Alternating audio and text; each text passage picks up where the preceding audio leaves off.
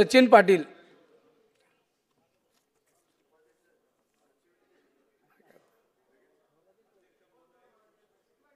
मी औचित्याच्या मुद्द्याद्वारे उपस्थित करतोय की मे महिन्यामध्ये 20 मे आणि 20 मे ते 26 मे पर्यंत माझ्या फलटण मतदारसंघामध्ये अतिवृष्टी झाली होती आणि त्या अतिशय झालेल्या पावसामुळे फार मोठं फलटण तालुक्यामध्ये शेतकऱ्यांचं नुकसान झालं होतं आणि रस्ते वाहून गेले, पूल वाहून गेले आणि शेतकऱ्यांची चालू पिकंसुद्धा वाहून गेली होती।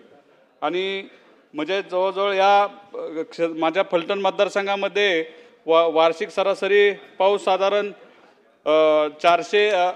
325 पडतो आणि यावेळेस या 3 दिवसामध्ये 375 मिलीमीटर पाऊस पडला आणि अधिकचा पाऊस झाल्यामुळे नागरिकांचं प्रचंड घरामध्ये पाणी शिरलं, शेती पिके वाहून गेली आणि पशुधन हे सगळं बऱ्याच पशुधनाचंही नुकसान झालं। आणि माझी मायबाप सरकारला हीच विनंती आहे की माझ्या फलटण तालुक्यामध्ये नुकसानचा विचार करून आपण त्याच्यावरती सरकारने मदत करावी, हेच मी आपल्याला याद्वारे सांगतो आणि थांबतो।